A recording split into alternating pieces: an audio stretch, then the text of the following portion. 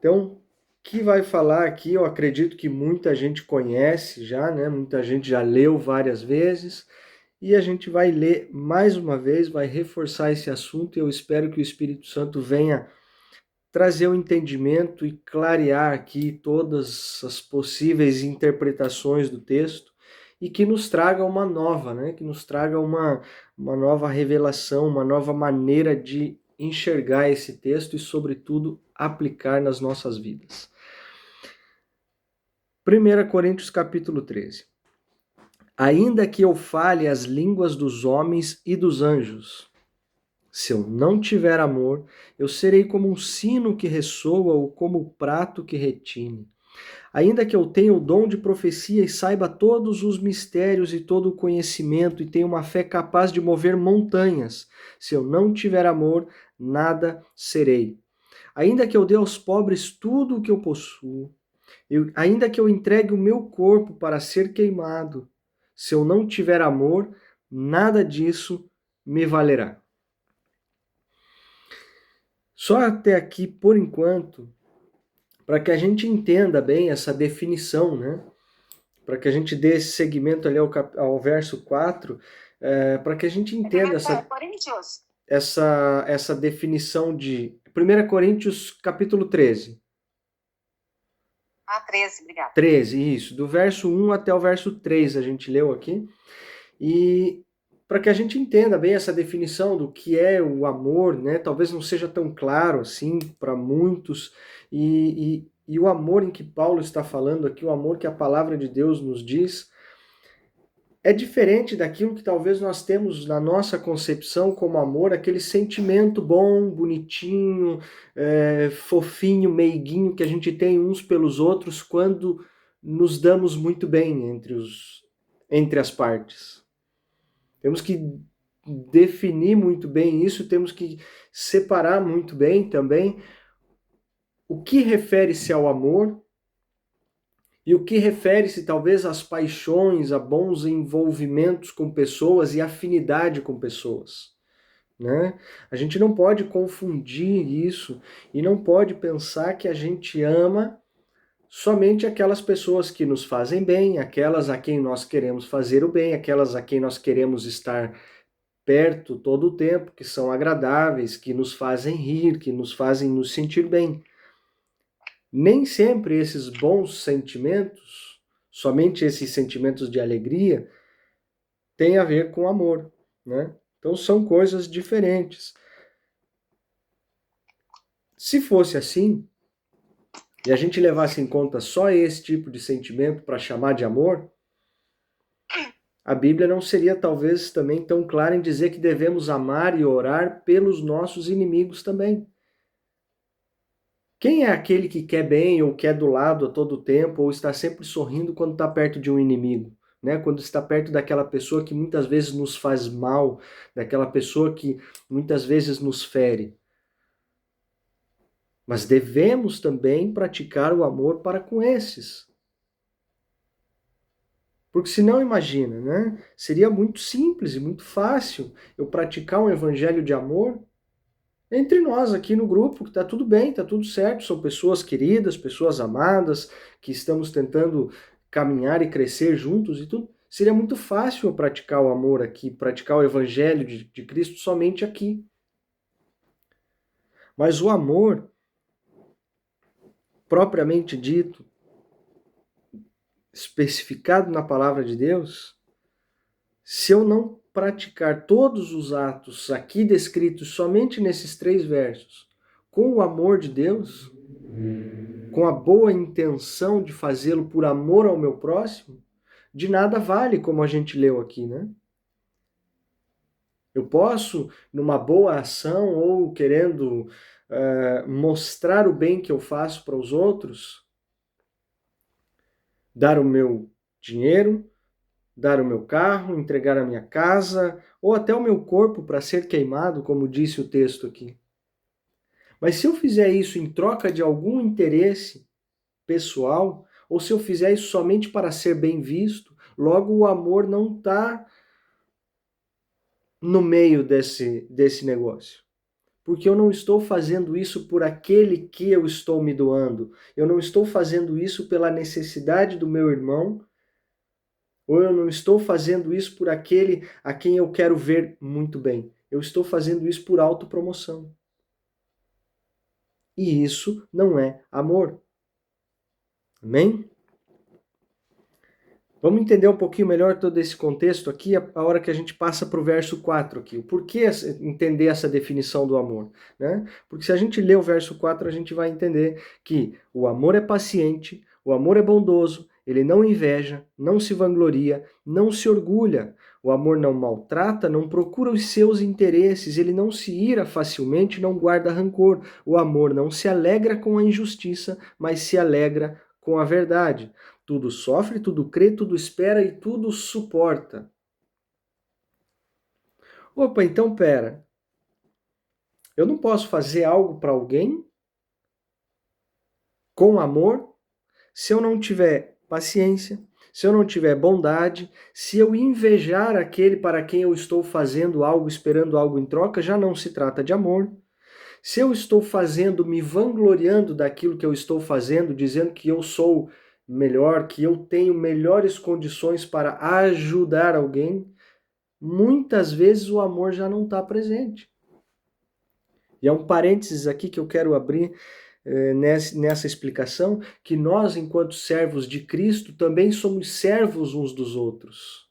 Muitas vezes usamos a palavra ajudarmos uns aos outros, mas isso já nos coloca, mesmo que inconscientemente, numa situação de superioridade, né?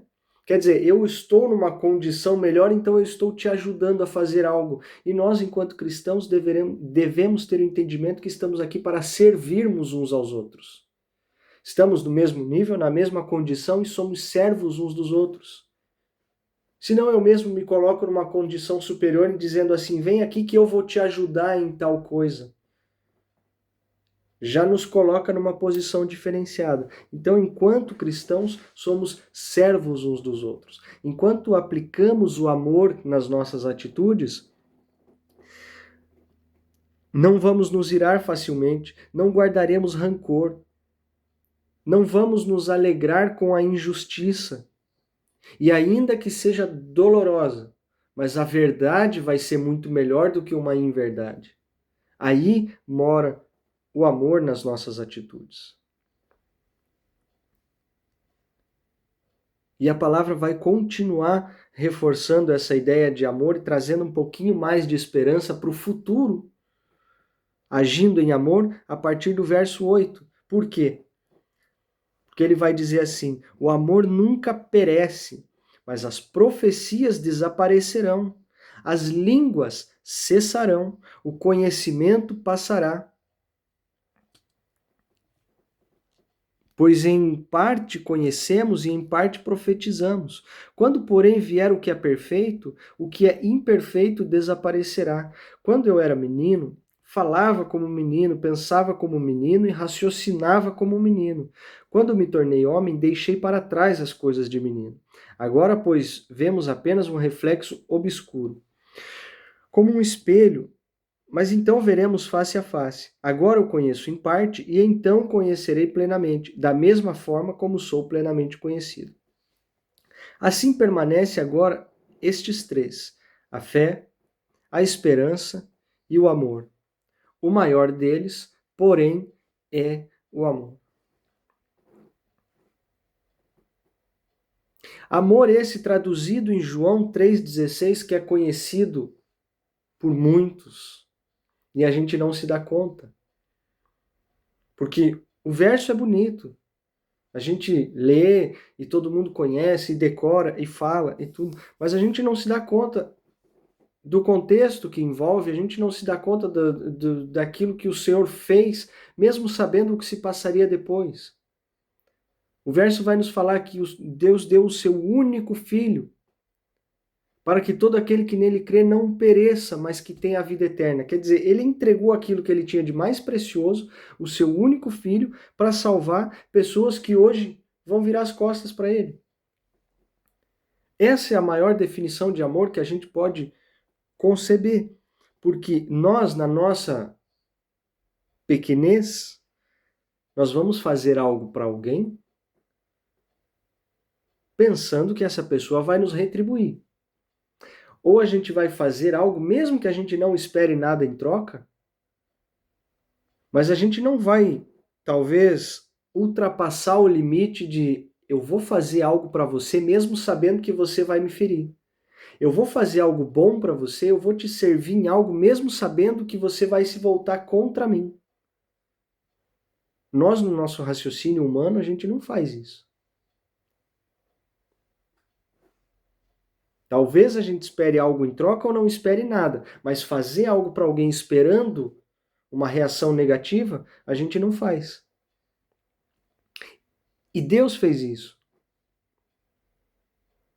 Maior prova de amor ainda é que ele já sabia o que iria se passar depois. E mesmo assim ele fez. Mesmo assim ele entregou o seu filho. Mesmo assim, por amor a mim e a você, ele entregou o seu filho. E nós muitas vezes fazemos pouco caso disso, esquecemos disso, viramos as costas.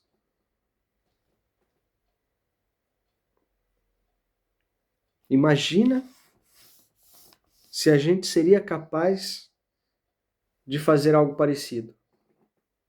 Então, temos que ter muito cuidado quando falamos que amamos uns aos outros, quando falamos que agimos em amor uns pelos outros. Porque amor comparado a esse de Deus está muito longe da nossa concepção de amor. Amém? Então que a gente possa pegar esse pequeno capítulo, simples dessa forma, mas tão rico, que em poucas linhas aqui, eu acho que a gente já falou mais e a gente já aprendeu mais do que capítulos muito mais longos que a gente já leu aqui. Porque sem amor, nada vale, de nada adianta e eu posso fazer o que for, eu posso passar a semana falando para vocês aqui, mas se for só para cumprir uma obrigação, se for só para dizer que eu estou aqui fazendo algo, mas não é para edificação de um corpo, não é para o crescimento de cada um aqui, não é para encorajamento de cada um, por amor às vossas vidas, a gente pode fechar a câmera, desligar e ir para casa porque não faz sentido. Então, com temor e tremor, eu gostaria de reafirmar para vocês aqui que se eu faço, é por amor a cada um de vocês e eu sou extremamente grato pelo tempo que vocês dispensam aqui diante da câmera, me ouvindo. Se for só para cumprir um dia, uma tabela da semana, não vale a pena. E que essa atitude de amor possa refletir no dia a dia de cada um, na semana também. Que a gente possa transbordar esse amor por onde a gente passa. Principalmente com aqueles que nos ferem, que nos fazem mal.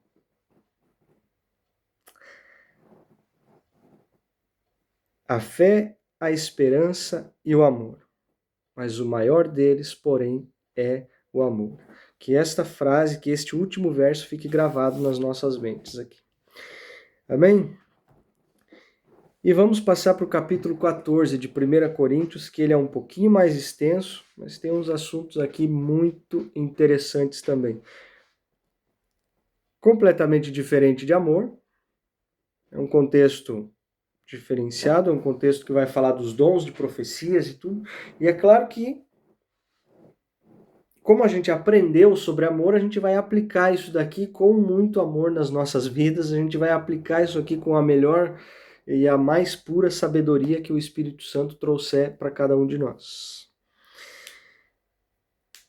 Capítulo 14, verso 1. Sigam o caminho do amor e busquem com dedicação os dons espirituais, principalmente o dom de profecia. Pois quem fala em língua, quem fala em uma língua, não fala aos homens, mas a Deus. De fato, ninguém o entende. Em espírito fala mistérios. Mas quem profetiza o faz para edificação, encorajamento e consolação dos homens. Quem fala em língua, a si mesmo se edifica, mas quem profetiza edifica a igreja. Eu gostaria que todos vocês falassem em línguas, mas prefiro que profetizem. Quem profetiza é maior do que aquele que fala em línguas, a não ser que as interprete para que a igreja seja edificada. Então aqui Paulo está falando a respeito do dom de línguas e profecias.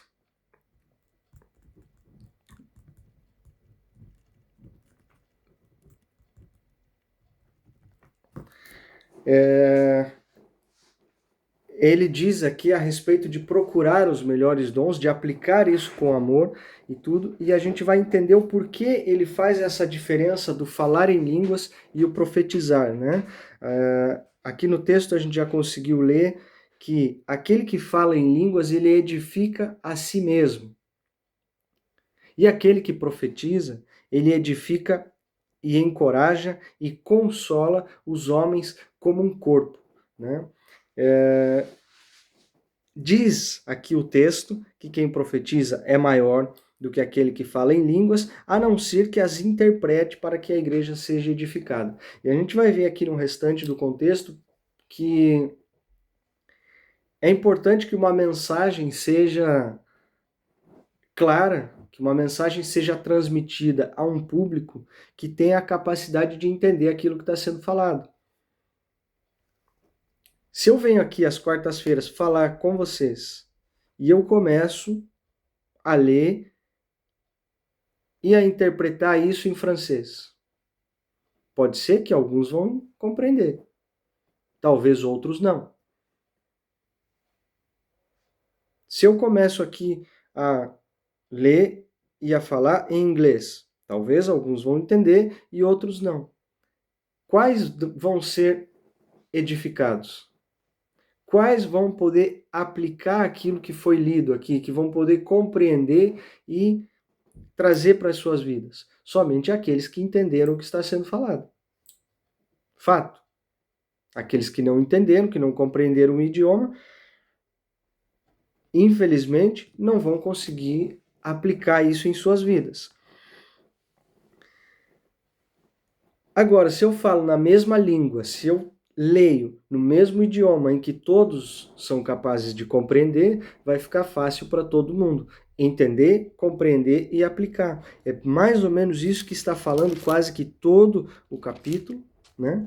Esse é o centro da mensagem ali, a respeito de falar em línguas e profetizar. Porque desde o início, Paulo está falando que todos os dons aqui, né, nos outros capítulos, outras aulas que a gente leu, eles não são para que a gente possa se vangloriar de tê-los e usá-los para o nosso próprio benefício. Todos eles são para edificação do corpo de Cristo. Se eu vou profetizar, se eu tenho o dom de ensino, de curas e tudo, é para que o corpo seja edificado, para que o nome de Deus seja glorificado. Não é para que eu possa trazer a glória para mim, ou pior do que isso ainda, fazer disso um comércio, fazer disso um marketing pessoal, né? Eu posso, eu sei, eu falo, eu aconteço, mas não, porque se eu estou aqui capacitado a falar, é porque é um dom do Senhor, então isso deve se voltar para Ele, a glória deve se voltar para Ele, amém? Verso 6. Agora, irmãos, se eu for visitá-los e falar em línguas, em que lhes serei útil? A não ser que lhes leve alguma revelação, ou conhecimento, ou profecia, ou doutrina? Até no caso de coisas inanimadas que produzem sons, tais como a flauta ou a cítara, como alguém reconhecerá o que está sendo tocado se os sons não forem distintos? Além disso, se a trombeta não emitir um som claro, quem se preparará para a batalha? Assim acontece com vocês. Se não proferirem palavras compreensíveis com a língua, como alguém saberá o que estão sendo dito? Vocês estarão simplesmente falando ao ar. Sem dúvida, há diversos idiomas no mundo, todavia nenhum deles é sem sentido. Portanto, se eu não entender o significado do que alguém está falando, serei estrangeiro para quem fala e ele estrangeiro para mim. Assim acontece com vocês, visto que estão ansiosos por terem dons espirituais, procurem crescer naqueles que trazem a edificação para a igreja. Simplesmente repetindo aquilo que eu falei, né? E aqui Paulo ainda falando a respeito mesmo de instrumentos. Se o instrumento é tocado de uma maneira desafinada, ou fora de um compasso, ou fora do tempo, não poderemos nem identificar ali o que está se passando, o que está sendo tocado, ou muitas vezes por qual instrumento está sendo tocado. Então é muito importante que seja uma linguagem clara, que seja uma linguagem compreensível, e dessa forma todos poderão ser edificados, né? E aqui Paulo ainda está advertindo no verso 12, assim acontece com vocês, visto que estão ansiosos por terem dons espirituais, né? Muitas vezes é confundido isso, muitas vezes os dons a gente corre atrás, a gente tenta e busca para querer ter algum dom perto de Deus, e a gente esquece do porquê ele nos chamou, a gente esquece do que ele já confiou nas nossas mãos, né? Então, não devemos andar ansiosos ou procurar coisas que não condizem com aquilo que o Senhor já nos chamou para fazer, porque senão caímos nas nossas vontades, no nosso intelecto, e por mais que falemos o mesmo idioma para aqueles a quem estão nos ouvindo, a nossa mensagem não será clara. A partir do momento que fazemos aquilo que nós queremos, que é a nossa vontade, que é o desejo do nosso coração, também não vai funcionar dentro do plano de Deus. Temos que estar atentos à voz do Senhor, ao chamado do Senhor e ao que Ele confiou nas nossas mãos. E dessa forma, quando Ele fala através de nós, a mensagem é clara.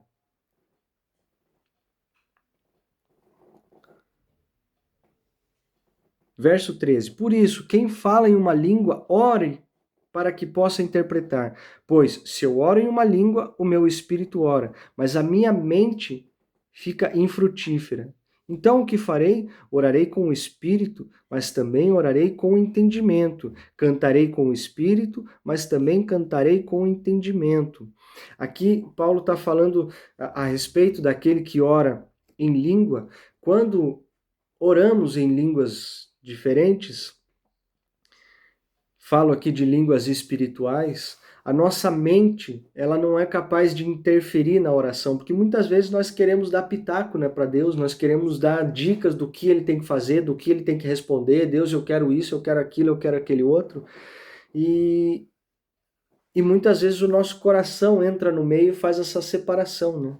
E brincamos aqui que tem oração que às vezes não passa nem do teto, né?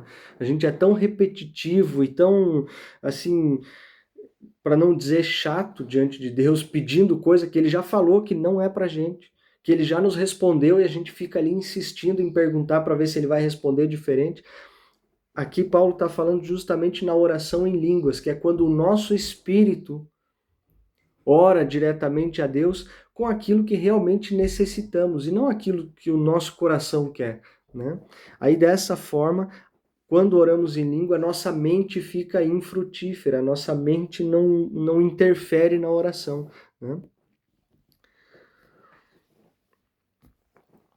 Verso 16, para continuar: se você estiver louvando a Deus em espírito, como poderá aquele que está entre os irmãos, entre os não instruídos, dizer o amém à sua ação de graças? Visto que não sabe o que você está dizendo, porque pode ser que você esteja dando graças muito bem, mas o outro não é edificado, né? Então aqui, se a gente está simplesmente falando em línguas, repetindo algo que alguém não está compreendendo, algo que alguém não está ali identificando o que está sendo falado, como que a oração pode estar em concordância? Como que ele vai poder, né, que como Paulo diz, dizer o amém no final da oração, se aquilo que eu estou falando não está sendo compreendido por ninguém, né?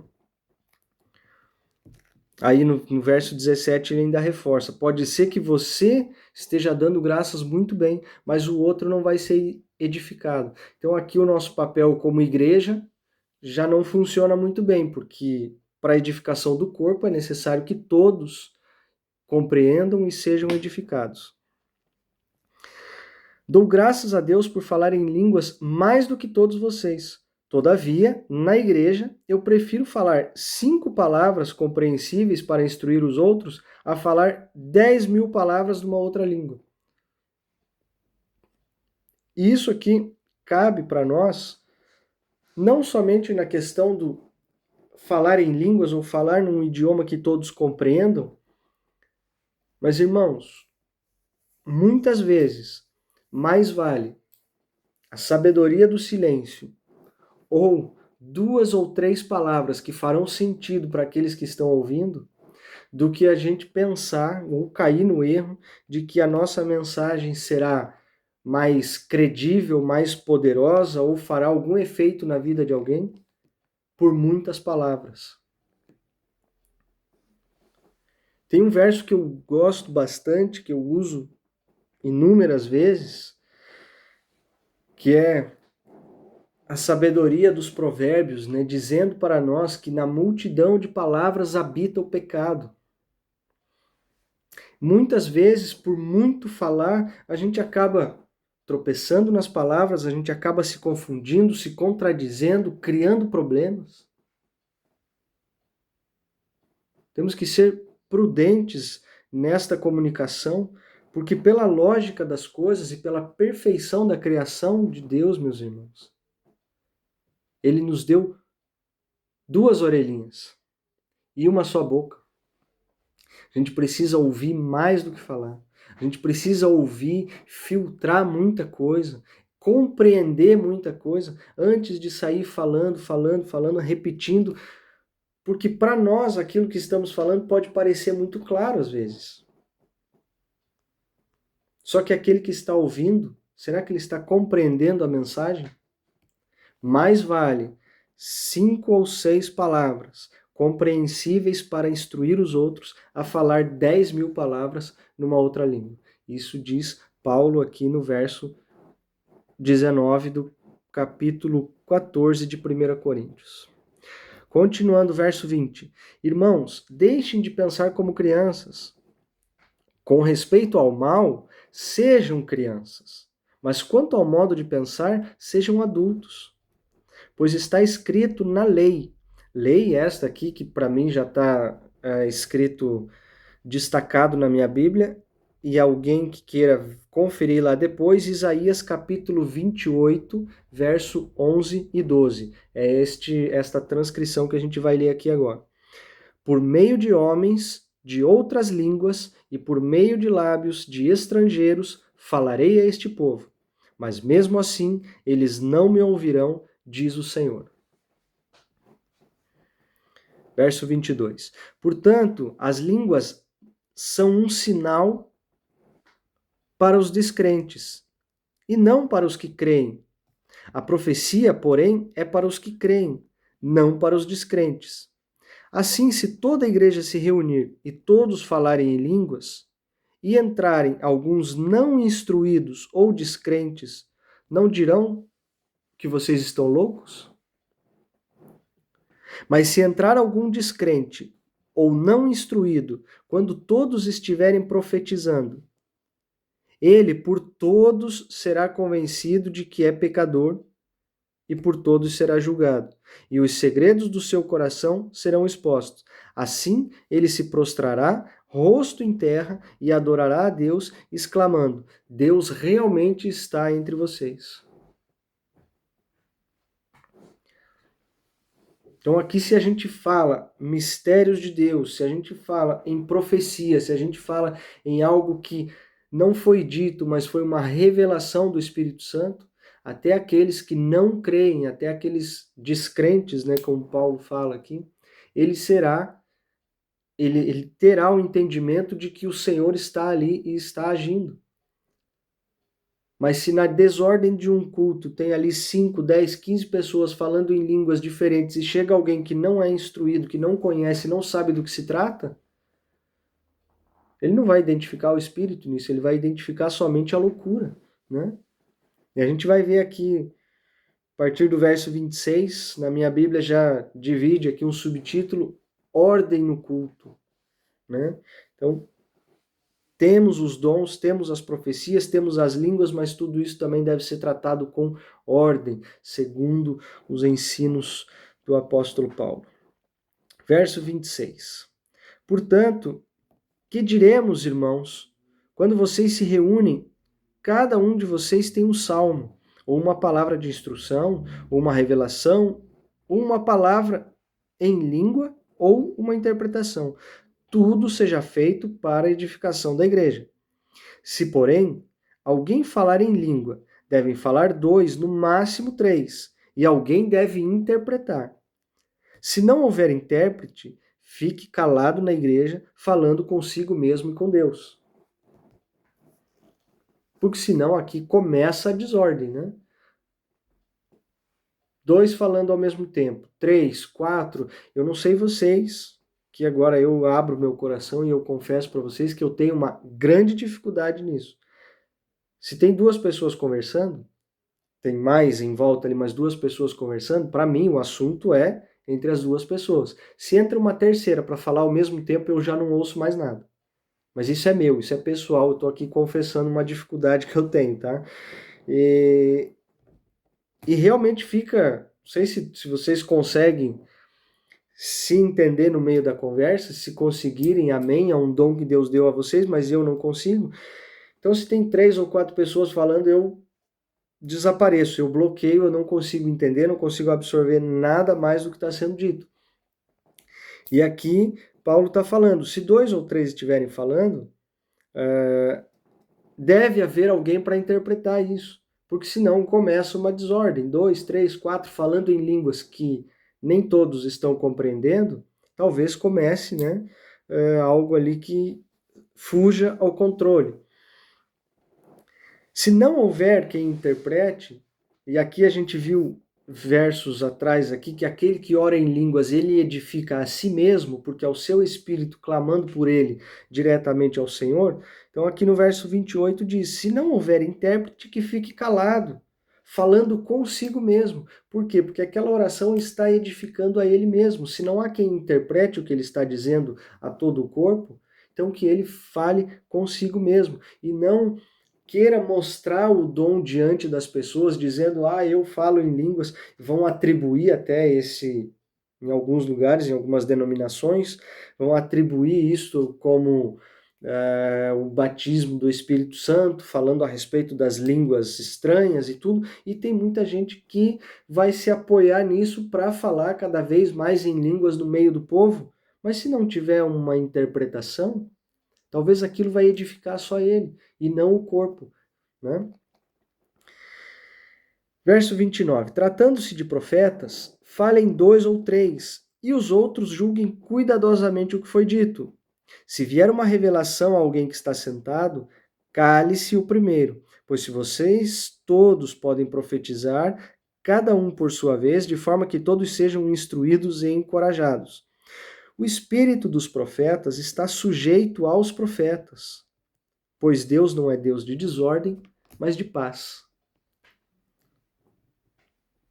Então, o espírito do profeta, por que eu entendo essa interpretação aqui e o que Paulo diz que está sujeito ao profeta? Porque o profeta, fazendo a sua função no corpo de Cristo, edificando o corpo e agindo, não podemos esquecer do contexto, né? Agindo com amor dentro do corpo, ele não vai ser um desordeiro. Ele não vai ser aquele que quer falar mais do que o outro, que quer falar antes do outro, que quer dar a mensagem mais poderosa para o outro. O profeta, ele simplesmente vai transmitir a mensagem do Senhor. E o Senhor não é Deus de desordem, né? É um Deus de paz. Então ele vai, o Espírito sujeito ao profeta, ele vai saber a hora de falar, ele vai saber para quem falar, ele não vai querer atropelar as coisas e cada um falar na frente dos outros.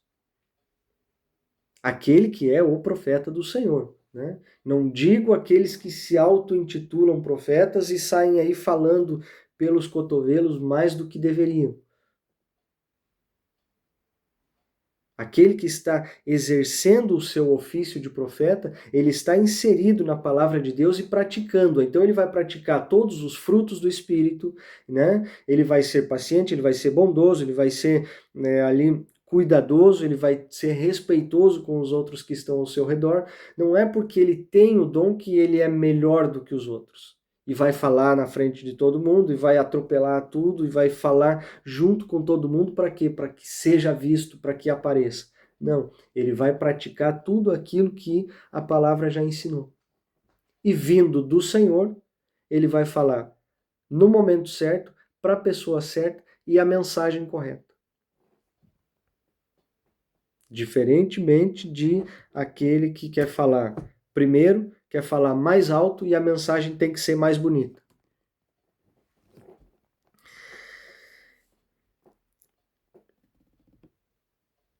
Verso 34. Permaneçam as mulheres em silêncio nas igrejas, pois não lhes é permitido falar. Antes permaneçam em submissão, como diz a lei. Se quiserem aprender alguma coisa, que perguntem a seus maridos em casa, pois é vergonhoso uma mulher falar na igreja. Acaso a palavra de Deus originou-se entre vocês? São vocês o único povo que ela alcançou? Se alguém pensar que é profeta ou espiritual, reconheça o que lhe estou escrevendo é mandamento do Senhor. Se ignorar isso, ele mesmo será ignorado. Portanto, meus irmãos, busquem com dedicação o profetizar e não proíbam o falar em línguas. Mas tudo deve ser feito com decência e ordem. Trazendo aqui alguns versos atrás, só para que não haja desentendimentos aqui. Como foi falado já em outras aulas, em outros contextos aqui, sabemos que Paulo ele escreveu esta carta para um povo, para um determinado tempo, para uma determinada cultura, né, e tudo. Então eu não posso pegar 2, 3 versos aqui isolados e aplicar um peso sobre as mulheres, né? Até porque hoje eu ia apanhar aqui dentro do grupo, porque só tem mulher aqui, né? Mais mulheres do que homens, né, Rui? Nós somos poucos aqui. Mas então, é claro que os tempos mudam, as culturas vão se moldando, vão se adaptando. O que a gente não pode é ir contra a palavra do Senhor, escandalizar aquilo que a palavra nos ensina para um bem comum e para o crescimento do corpo, mas sabemos que existiam particularidades na igreja de Corinto aqui, com relação às mulheres, com relação a algumas vestimentas, com relação aos cabelos e aqui até com relação ao aprendizado. Então é para um tempo, para um povo, para uma época. A gente não pode olhar para a nossa igreja hoje e dizer assim que as mulheres não têm direito a nada. Né? Porque vemos aqui mesmo na palavra de Deus quantas mulheres foram agentes ali pontuais no desenvolvimento do ministério de Jesus, né? Mulheres encorajadoras, mulheres que levavam à frente o ministério e tudo. Então a gente não pode hoje aqui olhar somente para esse texto e dizer assim, poxa, as mulheres aqui, segundo Paulo, não têm o direito de aprender, de falar, de perguntar e tudo. Não, existe aí ainda um tempo, um povo para o qual esse texto foi escrito, né? Então temos que entender esse tempo também e separar um pouquinho as coisas. Mas não podemos deixar de pegar todo o contexto para que a gente entenda o que Paulo está falando, para quem ele está falando e adaptar para os nossos dias de hoje, né? Como vimos aqui a partir do verso 36, que aquele não foi o único povo ao qual a palavra alcançou, e se alguém, né, isso aqui fica muito claro e traz um reflexo muito grande para os nossos dias, que se alguém pensa que é profeta ou espiritual, reconheça, né, que o que eu estou escrevendo é um mandamento do Senhor, né? Tudo isso que está sendo falado aqui, a ordem no culto, o falar em línguas, o profetizar e tudo, muitas vezes a gente se imagina, temos aqui, como a palavra diz, né, temos uma imagem de nós mesmos que é um pouco mais elevada do que aquilo que deveria ser, e muitos pensamos que somos isso, que somos aquilo, que somos aquele outro. Então, quanto mais temos essa estima de nós mesmos, mais essa palavra, esse ensino, esse texto de Paulo aqui vai pesar sobre nós. Porque quanto mais pensamos que somos profetas ou espirituais, mais Paulo diz, então isso aqui realmente é mandamento do Senhor para vocês. Então precisamos levar em conta estes ensinos para que tais títulos ou tais posições não nos coloquem numa situação de perigo. Porque muitas vezes pensamos em ser espirituais, profetas, pastores, mestres e tudo, achando que o título vai nos levar a alguma posição mais elevada, mas quanto mais elevado a posição, maior a cobrança e a responsabilidade sobre nós, né? Por isso o próprio Cristo disse que aquele que quiser ser o maior no reino, que seja o menor, que sirva a todos primeiro, né?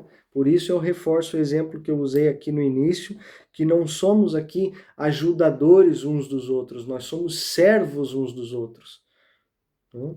Para que possamos, de alguma forma, se aprouver ao Senhor, sermos grandes aos seus olhos, não aos olhos dos homens, como sendo grandes pregadores, grandes ensinadores, grandes profetas ou pastores, não. Por mim, o desejo do meu coração é que eu seja visto como o menor aqui nessa terra, para que de alguma forma o Senhor possa me ver grande diante dos seus olhos, segundo aquilo que Ele confiou nas minhas mãos. Amém? Portanto, meus irmãos, busquem com dedicação o profetizar, e não proíbam o falar em línguas, mas tudo deve ser feito com decência e ordem, e, sobretudo, com o amor que o Senhor derrama sobre nós. Amém? E aqui finalizamos o capítulo 14. O 15, é claro que não vai dar para entrar porque ele é um pouquinho extenso, vai ficar para a próxima quarta-feira.